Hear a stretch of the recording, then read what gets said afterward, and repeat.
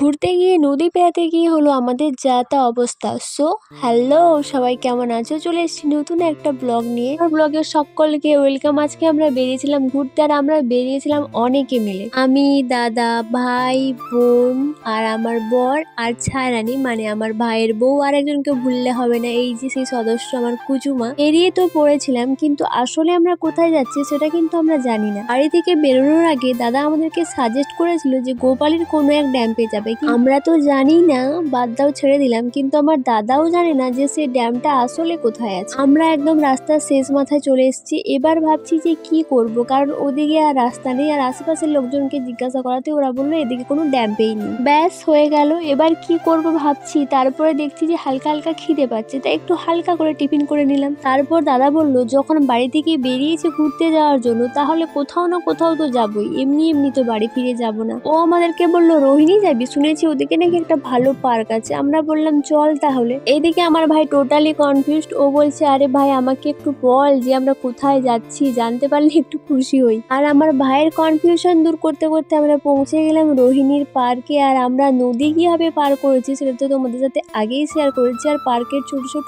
অনেক ভিডিও তোমাদের সাথে শেয়ার করেছি। আশা করি সবাই মোটামুটি দেখেছো, আর যদি না কেউ দেখে থাকো তাহলে তোমরা দেখে আসতে পারো, তোমাদের ভালো লাগবে। এখানে এসে তো আমার কুচুমা বিশাল খুশি, তোমরা দেখলে ওর খুশিটা। সত্যি কথা বলতে এখানে দেখার মতো কিছুই ছিল না, সবকিছুরই জরাজীর্ণ অবস্থা। তবে যে সময় পার্কটা চলতো ভালো মতো, তো সেই সময় পার্কটা হয়তো অনেকটাই সুন্দর ছিল। সবকিছু দেখে সেটাই মনে হচ্ছে। পার্কে মেনলি বাচ্চাদের খেলার জন্য যেসব জিনিসপত্রগুলো থাকে সেগুলো একদম গাছড়া লতাতে একদম ভরে গেছে। বোঝা যাচ্ছে যে এখানে খুব একটা লোকজন আসে না। আমার বর আর আমার দাদাকে দেখো, বাচ্চাদের এই খেলার জিনিসটাকে কি বলে আমি ঠিক জানি না, ওটাতে বসে গেছে দুজন মিলে। আমার বরটা এতটাই হালকা পাতলা যে আমার দাদা যেই বসে গেছে ও উপরে উঠেই রয়ে গেছে। ও কিছুতেই আমার দাদাকে নামাতে পারছিল না। ওর পুপু আর ওর জেঠুকে দেখে আমার কুচুমাও বসে পড়েছে দোল খেতে। আমরাও তো খুব মজা করেছি, তার সাথে আমার কুচুমাটাও খুব মজা পেয়েছে এখানে এসে। ভাই বোনদের সাথে ঘুরতে গেলে একটা আলাদাই মজা হয়। হ্যাঁ, ফুল ফ্যামিলির সাথে গেলে মজা হয়, বাট ভাই বোনদের সাথে গেলে যে আলাদা একটা মজা থাকে না, সেটা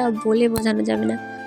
এইভাবে জোট বেঁধে অনেক দিন পর বেরিয়েছিলাম আর খুব মজা করেছি। আর না, অনেক রকমের ফলের গাছ ছিল, কুল ছিল, মানে বনকুল ছিল, বয়ারকুল ছিল, কমলা ছিল। আমরা বেশি ভেতরে যাইনি, যেদিকটায় ফল গাছ লাগানো ছিল ওই দিকটায় জঙ্গল ছিল খুব। আর ওখানে লোকজন বলছিল যে ফল গাছগুলোতে বিষ দিয়েছে, তাই আমরা আর ভেতরে যাইনি। আর বাচ্চা ছিল আমাদের সাথে, তার উপর অনেকটা দেরি হয়ে গিয়েছিল। আমরা সেই সকালবেলা খেয়ে বেরিয়েছি, আর আমরা তো যাই হোক করে সহ্য করে নিচ্ছিলাম খিদাটা, তাও আমাদের উপর চাপ হয়ে যাচ্ছিল। কিন্তু আমার কুচুমাও সকালবেলা খেয়েছে। তারপর সারাদিনও ভারী কিচ্ছু খায়নি, সারাদিনটা না খেয়েছিল। আমরা যখন পার্কটা থেকে বেরাই তখন প্রায় 3:30 4টা বাজে। আসলে ও কুচুমা না, ওখানে এত জিনিসপত্র ছিল, মানে মেনলি পার্ক তো হয় বাচ্চাদের খেলার জন্য, তো ওখানে এত কিছু দেখে ওর মন ভালো হয়ে গেছিল। খিদের কথা প্রায় ভুলেই গেছিল, যদি তোমরা দেখতে ওখানে ওর খুশিটা। তারপর আমরা আর বেশি দেরি করিনি, ওখান থেকে বেরিয়ে যাই। যাওয়ার সময় তো তোমরা দেখেছো আমরা হেঁটে হেঁটে নদী পার করেছিলাম, কিন্তু ফেরার পথে আর আমরা সেই রিস্ক নেইনি, আমরা ডঙ্গা নিয়ে নিয়েছিলাম। 10 টাকা করে নিয়েছিল মাথা পিছু। তারপর আমরা একটা রেস্টুরেন্টে চলে যাই। আমরা সবাই আমাদের জন্য বিরিয়ানি অর্ডার করি, শুধু কুচুমা আর ওর মা ভাত খেয়েছিল। এটার চটিটা আমি বেশি খেতে পারি না জানো,